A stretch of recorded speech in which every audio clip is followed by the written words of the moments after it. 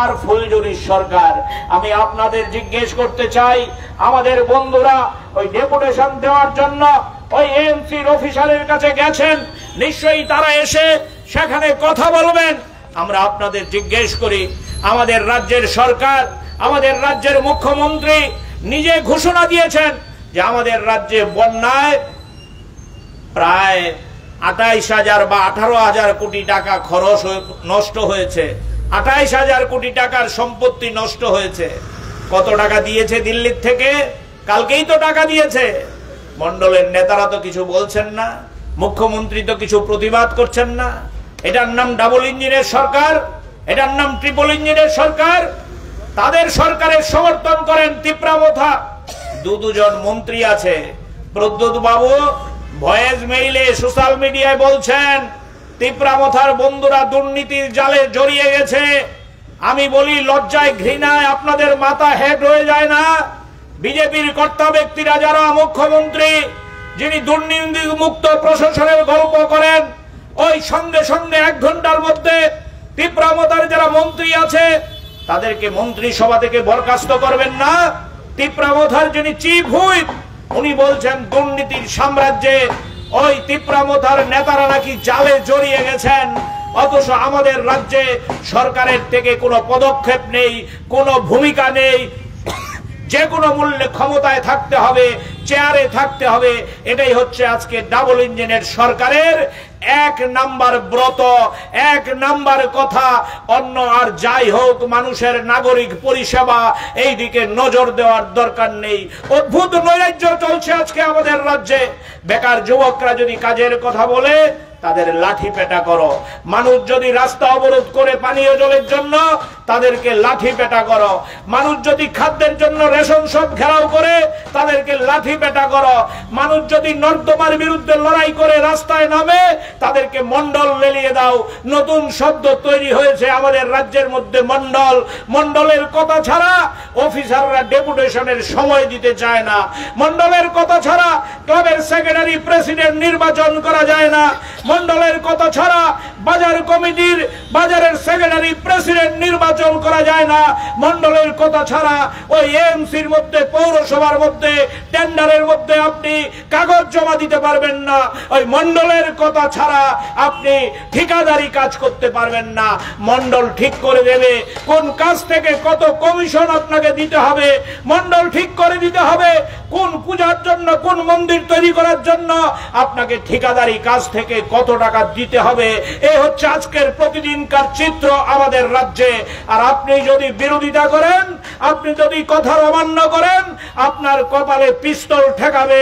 আপনি যদি কথার অমান্য করেন, আপনাকে চাকু দিয়ে বাড়িতে আক্রমণ করবে। প্রতিদিন আপনারা লক্ষ্য করছেন আগরতলা শহরে এরকম প্রচুর পরিবার প্রতিদিন আক্রান্ত হচ্ছে, প্রচুর ব্যক্তি প্রতিদিন আক্রান্ত হচ্ছে। আমরা যখন আজকে এই ডেপুটেশনে এসছি, আমাদের বন্ধুরা যখন আজকে এই মিছিলের মধ্যে সামিল হয়েছেন, এই বিক্ষোভ কর্মসূচিতে সামিল হয়েছেন, আমরা জানি আপনাদের কাছে বলতে কোনো দ্বিধা নেই।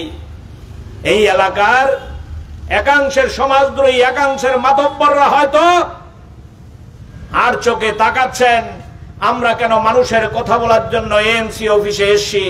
সোশ্যাল মিডিয়ায় ট্রোল করবে, সোশ্যাল মিডিয়ার মধ্যে আক্রমণ করবে, নানান কায়দায় আমাদের বন্ধুদের হুমকি দেবে, ধমকি দেবে। যারা বিভিন্ন দোকানে প্রাইভেট কাজ করে, অটো চালায়, টমটম চালায়, তাদেরকে লাইন আউট করে দেবে।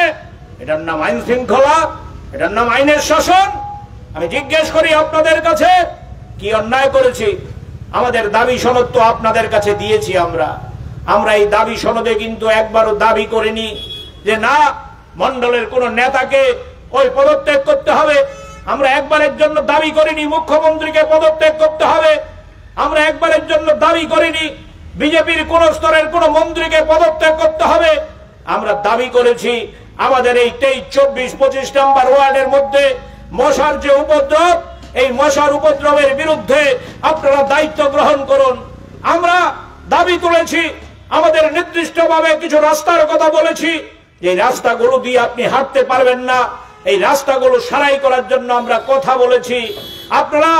আপনাদের কাছে আমরা বিনয়ের সহিত প্রশ্ন ছুড়ে দিতে চাই, আপনি যদি সোশ্যাল মিডিয়া খোলেন, আপনি যদি মুখ্যমন্ত্রীর ওই সিএমইউ ত্রিপুরা ওয়েবসাইট পেজ খোলেন, আপনারা দেখবেন মুখ্যমন্ত্রী প্রায় প্রতিদিন সাংবাদিক সম্মেলন করে বলছেন নরেন্দ্র মোদী নাকি হাজার হাজার কোটি টাকা আমাদের ত্রিপুরা রাজ্যের জন্য বরাদ্দ করছেন।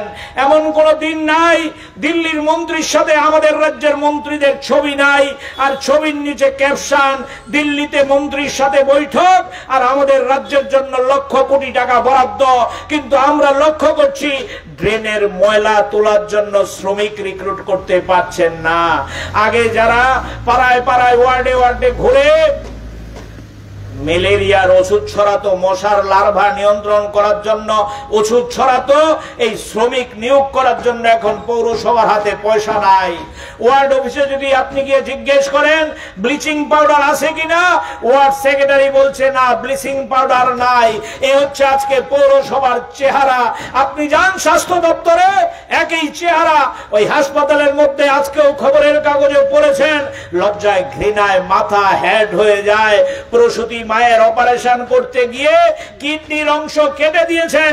আমাদের রাজ্যে নাকি স্বাস্থ্য ব্যবস্থা চলছে, মুখ্যমন্ত্রী স্বাস্থ্য নিয়ে বড়াই করে বলছেন আমাদের রাজ্যের স্বাস্থ্য ভারতবর্ষের মধ্যে নাকি অন্যতম উন্নত স্বাস্থ্য ব্যবস্থায় রূপান্তরিত করবেন। ওই ত্রিপুরা রাজ্যের জিবি হাসপাতাল সবচেয়ে বড় হাসপাতাল, এই হাসপাতালের মধ্যে আইসিইউ রোগী মরে যায় অক্সিজেনের অভাবে। সরকার কোনো বক্তব্য দেয় না, সরকার কোনো কথা বলে না। এই হচ্ছে আজকে আমাদের রাজ্যের চেহারা। আমি আপনাদের কাছে বিনয়ের সহিত জিজ্ঞেস করতে চাই, বন্ধু এই জিনিস মানবেন? এই জিনিস মানা যায়? এটা তো রাজনীতির প্রশ্ন না। আমরা তো নির্বাচনের লড়াইয়ে নামিনি, আমরা তো ভোটের লড়াই করছি না। আমরা মানুষের পরিষেবার জন্য আজকে আপনাদের কাছে রাস্তায় নেমেছি, আপনাদের কাছে আমরা এসছি। ওই গেছেন আমাদের প্রতিনিধি দলের বন্ধুরা, নিশ্চয়ই তারা এসে সাংবাদিক বন্ধুদের সাথে কথা বলবেন, অফিসার সাহেব কি বললেন। কিন্তু আমরা তো অফিসার সাহেবকে দোষ দিতে পারি না। অফিসার সাহেব কি বলবেন? অফিসার সাহেবের কাছে গেলে তারা বলে তাদের স্টাফ নেই, তাদের পয়সা নেই।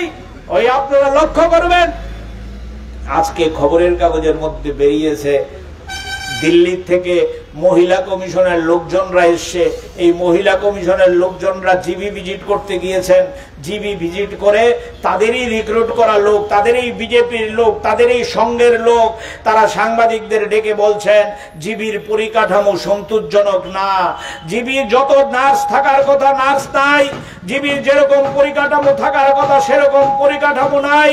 কিন্তু আপনি যদি ওই আগরতলা শহরে ঘুরেন, আপনি যদি ত্রিপুরা রাজ্যে ঘুরেন, একটা জিনিস সবচেয়ে বেশি পাবেন, সেটা হচ্ছে ফ্লেক্স এবং প্রচার। প্রায় প্রতিদিন মেলা। আমি কথা প্রসঙ্গে বলছি, অন্যভাবে নেবেন না। ওই আমরা যেখানে প্রোগ্রাম করছি এই প্রোগ্রামের কাছেই পূর্বাশার ময়দানে প্রায় প্রতিদিন কোনো না কোনো মেলা হয়। মন্ত্রীদের মুখের ছবি কদিন আগে দেখছিলাম, মৎস্য মেলা নাকি হয়েছে। আমাদের এই এলাকার বন্ধুরা অনেকেই আনন্দে উৎসাহে গেছেন, ভেবেছেন বোধহয় মাছ পাবেন, টাটকা মাছ কিনে আনবেন। আমাকে এসে গল্প করছেন মৎস্য মেলায় গিয়েছি, মাছের দেখা নাই। আমি বলি কি আছে, কি বিক্রি হচ্ছে? বলছে বড়শি বিক্রি হচ্ছে, মাছের খাবার বিক্রি হচ্ছে, জাল বিক্রি হচ্ছে, ওই মাছ ধরার সামগ্রী বিক্রি হচ্ছে, কোদাল বিক্রি হচ্ছে, খন্তি বিক্রি হচ্ছে, মাছের দেখা নাই। মৎস্য মেলা। এরপরে দেখলাম কৃষি মেলা, কৃষিজাত সামগ্রী নেই, গামছা বিক্রি হচ্ছে, লুঙ্গি বিক্রি হচ্ছে। এই হচ্ছে আমাদের রাজ্যের মেলার চেহারা। আপনি যান বই মেলায়, বই বেশি বিক্রি হয় না, বইয়ের পরিবর্তে চানাচুরের দোকান, চপের দোকান, ফুচকার দোকান। এই হচ্ছে আজকে আমাদের রাজ্যের চেহারা।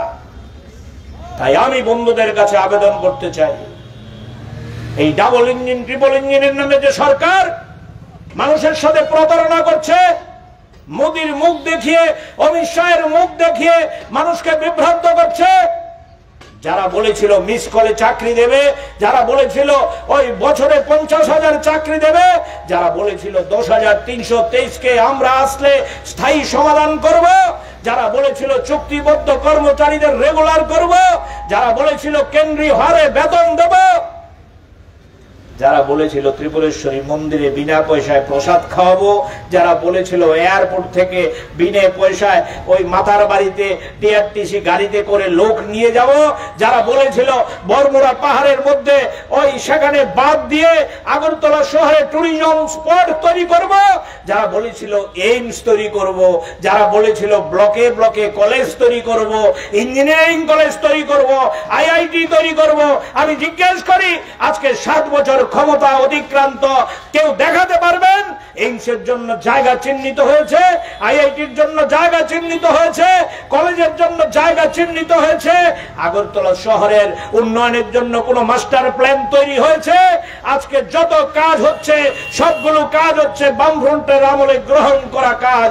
আমরা উড়ালপুল তৈরি করেছি, এই উড়ালপুলের ওই যে পিলার, এই পিলারের মধ্যে কালার লাইট লাগাচ্ছে বিজেপির সরকার।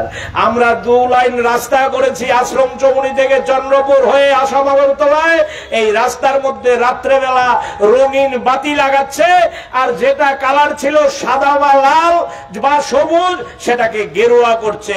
শুনলাম মায়ের বাড়ির কালারও নাকি ত্রিপুরেশ্বরী মন্দিরের রঙও নাকি পাল্টে দিয়েছে, দুর্গা বাড়ির রং পাল্টে, অবশ্য পরে আবার সেই কালার পাল্টাতে বাধ্য হয়েছিল। আমি এই কথা বলার জন্য মাইক হাতে নেইনি, কিন্তু আপনারা সাংবাদিক বন্ধুরা যারা এসেছেন, আপনাদের মধ্য দিয়ে রাজ্যের মানুষের কাছে জানান দিতে চাই, এ কোন নির্লজ্জ সরকার, এ কোন ট্রিপল ইঞ্জিনের সরকার মানুষের সমস্যার দিকে নজর না দিয়ে শুধু চমক দেওয়ার কাজ করছে, প্রচারের কাজ করছে, নিজেদের মুখ দেখানোর কাজ করছে। মুখ্যমন্ত্রীর ছবি আর মন্ত্রীদের ছবি দেখতে দেখতে মানুষ ওই সেখানে এখানে বিরক্ত হয়ে যাচ্ছে। আপনারা জানেন ওই গত জানুয়ারি মাসে আমরা আস্তাবল চেয়েছিলাম বামপন্থীরা জনসভা করব বলে, কিন্তু আস্তাবল মাঠ আমাদের না দিয়ে এখানে তারা মেলার আয়োজন করেছিল। আমরা বামপন্থীরা আগরতলার রাজপথে আমাদের জনসভা করতে হয়েছিল। এই জনসভায় আপনারা লক্ষ্য করেছেন হাজার হাজার মানুষ ওই উপস্থিত হয়ে জানান দিয়েছে যে না, এই ট্রিপল ইঞ্জিনের সরকারের কথা, ট্রিপল ইঞ্জিনের সরকারের প্রচার আমরা মানি না। এই সরকার আমাদের জন্য না, এই সরকার হচ্ছে ওই মাফিয়াদের জন্য, এই সরকার হচ্ছে নেশার সাম্রাজ্যের জন্য, এই সরকার হচ্ছে একাংশের ওই মন্ডল নেতাদের আশ্রয় দেওয়ার জন্য, প্রশ্রয় দেওয়ার জন্য। এই সরকারের বিরুদ্ধে যুদ্ধ ঘোষণা করার জন্য মানুষ সেদিন রাস্তায় নেমেছিল। তাই আমি আপনাদের কাছে আহ্বান করতে চাই, ওই আমরা সিপিআইএম, আমরা বামপন্থীরা সিদ্ধান্ত করেছি না বন্ধু, মাধ্যমিক উচ্চ মাধ্যমিক পরীক্ষা চলছে, পরীক্ষার্থীদের আমরা অসুবিধা করব না। তার জন্য আমরা সিদ্ধান্ত করেছি পাড়ায় পাড়ায়, এলাকায় এলাকায়, ওয়ার্ডে ওয়ার্ডে, এসডিএম অফিসে, বিডিও অফিসে, ওই ডিএম অফিসে, বিভিন্ন জায়গায় গিয়ে আমরা কর্তৃপক্ষের নজরে নেব মানুষের সমস্যাগুলো। এই সমস্যাগুলো কিন্তু আমাদের মনের কথা না, আমাদের নেতা অরুণ সিনহার মনের কথা না, আমাদের সেক্রেটারি সঞ্জয়ের মনের কথা না। এই সমস্যাগুলো আমরা মানুষের সাথে ঘুরে ঘুরে মানুষের বাড়িতে গিয়ে মানুষ থেকে আমরা সংগ্রহ করেছি। মানুষের মনের কথা আজকে দাবি সনদ তৈরি করে আমরা এখানে ডেপুটেশনে এসেছি। আমি বন্ধুদের জানান দিতে চাই, আজকে এই ডেপুটেশন শেষ যদি কেউ মনে করেন তাহলে ভুল হবে। আমরা এই ডেপুটেশনের মধ্য দিয়ে আমাদের দায়িত্ব শেষ করব না যতদিন পর্যন্ত না আমাদের এই এমসি প্রশাসন আমাদের এই দাবি না মেনে নেয়, মানুষের সমস্যার সমাধান না করে আমরা রাস্তায় থাকব। আমরা প্রয়োজনে আরো বৃহত্তর লড়াইয়ে যাব, আমরা প্রয়োজনে আরো বড় আধিকারিকের কাছে যাব। আমরা বিশ্বাস করি মানুষই হচ্ছে শেষ কথা। মানুষকে নিয়ে লড়াই করেই আমরা এই সমাধান দাবি আদায় করব। এবং এই রাজ্যের মধ্যে যে বন্ধা প্রশাসন, এই রাজ্যের মধ্যে যে ওই বিকল সরকার, ট্রাভেল ইঞ্জিনের যে সরকার, এই সরকারকে এই রাজ্য থেকে মানুষ যাতে বিদায় দেয় তার জন্য আমরা পাড়ায় পাড়ায় জনমত তৈরি করব, পাড়ায় পাড়ায় আমরা মানুষকে সঙ্গে নিয়ে লড়াই তৈরি করব। আপনারা আমাদের পাশে থাকবেন, আপনারা আমাদের সঙ্গ দেবেন, এই আহ্বান আপনাদের কাছে রেখে আপনাদের সবাইকে আরেকবার নমস্কার, অভিনন্দন জানিয়ে আমাদের লড়াইয়ে আপনারা পাশে থাকবেন এই বিশ্বাস রেখে আমার কথা বলা শেষ করছি। ইনকিলাব জিন্দাবাদ, সিপিআইএম জিন্দাবাদ।